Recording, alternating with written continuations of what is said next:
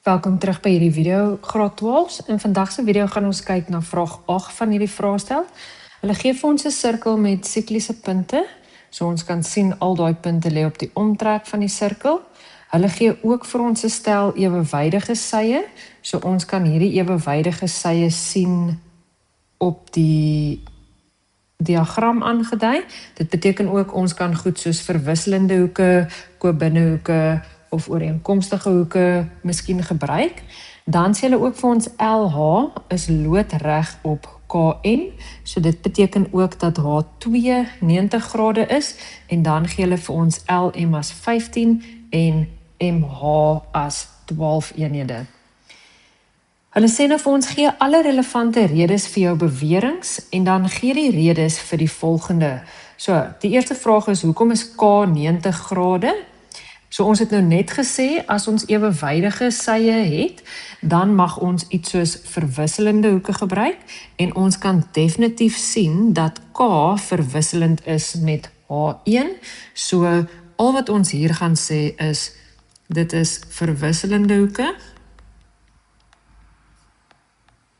en dan lys ons ook net die stel ewewydige sye, so dis LH ewewydig aan KJ.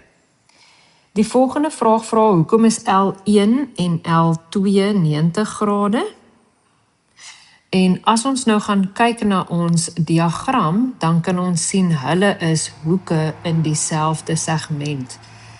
Die segment is die gedeelte van die sirkel waardeur dit onderspan word, en as ons nou kyk, word L onderspan deur die segment MJ, en K word deur dieselfde segment onderspan, so ons gaan net sê hierso, want dit is hoeke in dieselfde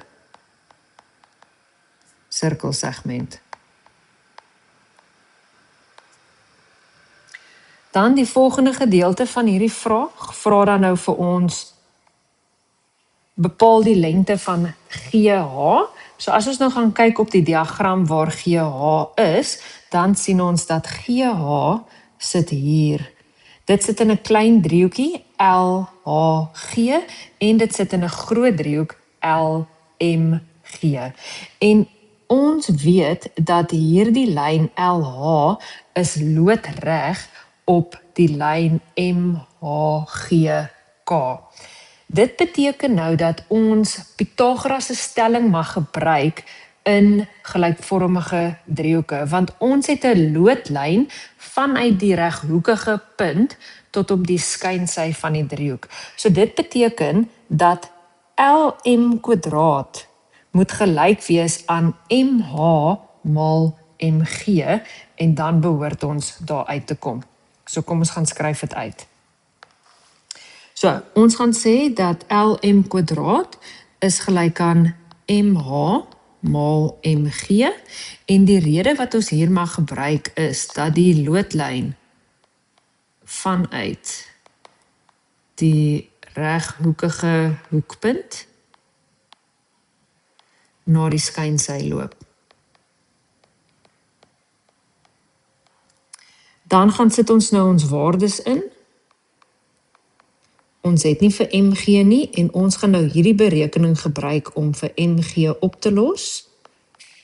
En dan gaan ons MG kry as 18,75 eenhede. As ons nou teruggaan na ons diagram toe, dan het ons nou hierdie hele lyn MG bepaal. So ons kan net die 12 eenhede aftrek, en dan sal ons GH se antwoord kry.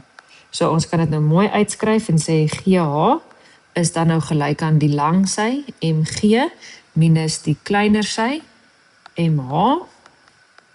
So dis die 18,75 minus die 12 eenhede, en dan gee dit vir ons 6,75 eenhede. Daar was ook ander maniere om dit te doen, maar hierdie sou die kortste manier gewees het. En dan die laaste vraagie sê, gee rede waarom LM die middellyn is van 'n sirkel wat deur LHM gaan. So kom ons gaan kyk waar sit daai lyn. Hulle sê vir ons die sirkel gaan deur L, H en M. So as 'n sirkel daardeur gegaan het, dan sien ons dat H2 is ook 'n 90 grade hoek. Ek het nou gesê dis hoeke op 'n reguit lyn of dis gegee. En dan as ons 'n 90 grade hoek het wat dan teenoor 'n middellyn staan, dan is dit hoeke in dieselfde segment en dit is hoekom dit 'n middellyn sal wees. Of is die omgekeerde van daardie stelling.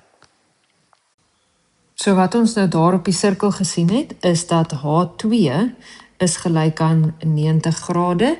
Ek gaan nou sommer net sê, want dis hoeke op 'n reguit lyn. So daarom is H2 die omgekeerde van hoeke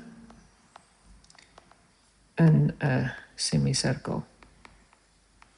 En dis dit.